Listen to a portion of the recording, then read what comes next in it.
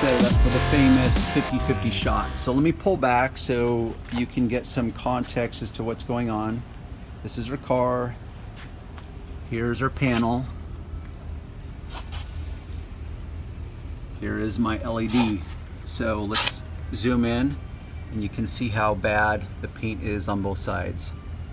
And I want to show you what can be accomplished with a single, what's called a real one-step compound.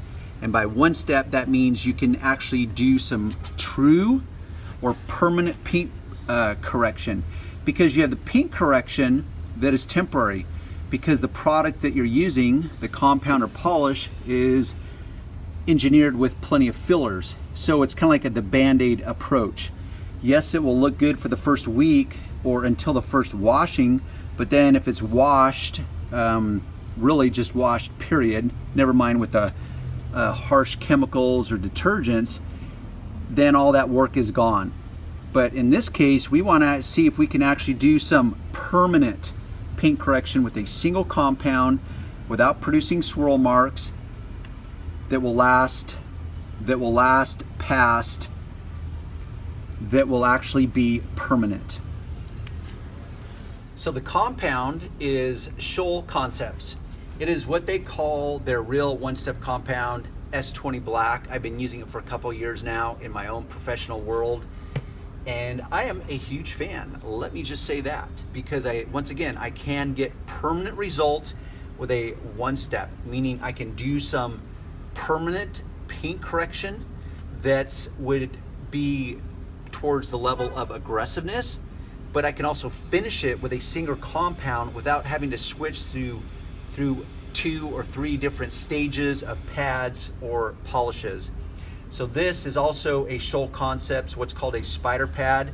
It's got all these intricate cuts through it, and it's part of their system.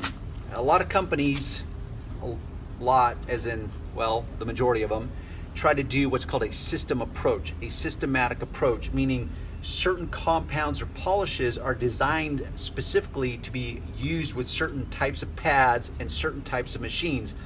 Now, there's always plenty of wiggle room. I don't care what the manufacturer says, there's plenty of wiggle room. And within their own systematic approach, there's wiggle room also. So this pad is actually designed for multiple polishes. This happens to be one of them. In your world as a beginner, it is what you would consider a firm pad. It's not as aggressive as they come, but it's also not a ultra soft finishing pad. It's that kind of just right moment. So we're gonna see what kind of results I can produce, and I'm using one of my favorite buffers from Griot's Garage, their Boss G21. The 21 stands for 21 millimeters of throw. That's how far out this thing will oscillate as it's moving versus the 15 millimeter throw. I prefer the bigger ones as a rule. If you have to default to a single buffer only, I would default to a bigger one, because as a rule, most panels on a car are pretty wide open and flat. So I want to get as much coverage as possible rather than using a 15-inch throw. That's just my take on it. I'm going to set this speed to a level 5. And I'm going to use what would be considered in the industry as moderate to heavy pressure. If I had to guess, that'd be about 6 pounds of pressure, but that's really a very hard number to actually verify.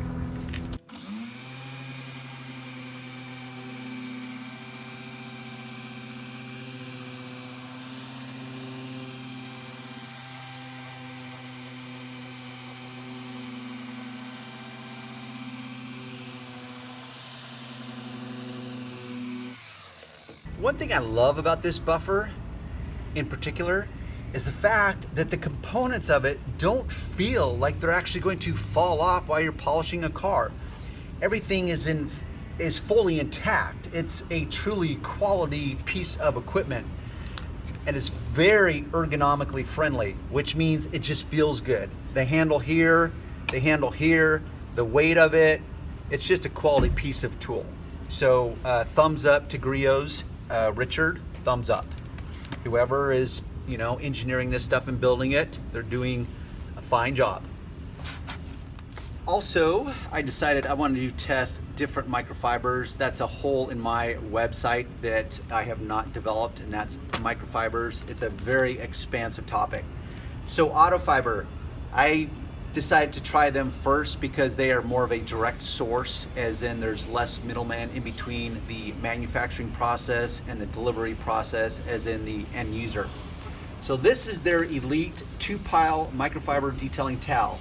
It's what's considered a 360 GSM, which stands for grams per square meter. Has nothing to do with quality or how many fibers or anything. It's literally based on weight. So if you take a square meter of this stuff, it's gonna weigh 360 grams. And it could be crap or it could be precision. It doesn't matter. That's all that means. It's more about what it's actually made out of and where they're sourcing their materials from as to the more critical factors based on quality. But nonetheless, I'm trying it out. So this is a 2-ply. It's got a plush one side and a finer other side. Now when it comes to removing polishes, I prefer the tighter, finer side. So let's remove this polish. And let's do the big reveal. We'll pull this off. So, obvious line of demarcation. We have before and we have after. I would say that that was pretty impressive. Let's try from this angle. Before, after. Let's get right there. See that? Now, is that side perfect? Not even close. But look how much better it is than that side. That side, if I was driving this car, I would want to tint my windows black so that no one could see me driving this horrid black car. This side now, I could actually be seen in public, but that's just me. And when I pull back from normal viewing distances, actually both sides are gonna look good from here. But the point is Johnny Customer is really gonna wet himself because we've just dramatically enhanced his paint with a single step of polish and compound. But I'm gonna take it a step further than that. This is what is called a 50-50 wipe. What that means is 50% is rubbing alcohol, 50% is distilled water. Why distilled water? Well, first off, it's not that critical. You can use tap water. Distilled water is the purest water that you will be able to create or find. So, and it will not water spot up because there's no minerals or anything in it.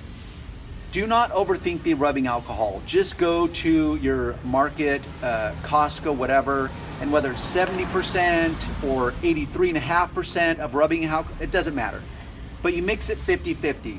The point of this being is that alcohol will remove and dissolve any silicones, waxes, greasy type things like fillers. So if this was actually just filled in versus permanently corrected, when I shoot this stuff on it and rub it off, it's gonna reveal it. So that's what I wanna do, is see, and I'm using plenty of my solution because I really wanna see the kind of results that we were able to produce.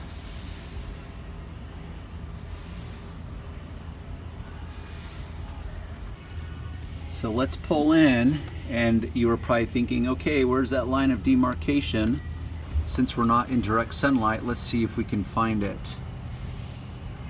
Yep, there it is. See that? There is our line. Before, after. Before, after. So is this perfect? Not even close, as I said, not even close. But look at how dramatic the results are by just using that single step, a very quick pass, a couple passes in fact. So which one would you take? Would you prefer that? Or would you prefer this? I know what my answer is. How about you? So a couple things. First off, thumbs up to Scholl Concepts for what I consider a true one-step compound, because it clearly produced permanent paint correction results. Now, based on your level of expectations, I can just spend more and more time polishing this area and still use the single compound. That was very quick. I did not spend a whole lot of time on that. And that's the point, is that you can finesse just by doing that based on the moment and the budget and the customer and the expectations of the moment and the results that you are being required as a professional to produce. I just know that if I'm gonna have a single type of polish or compound, this would in fact be a very excellent choice. So, because this is a very tight budget, customers, being Johnny cheap ass, which they're out there, despite this being a very expensive, high performance luxury sedan, doesn't matter. It's kind of a mind F. They're not automatic. Point is now I'm just gonna finish this car, but you can see the results. So, but I guess the main point in this moment is that you can finesse the results. You spend more time, more pressure, more speed, whatever it takes, but that's where experience comes in, is that as you play around with it, you can figure out, based on also your canvas, how hard or soft is this clear coat, because every car will in fact be different.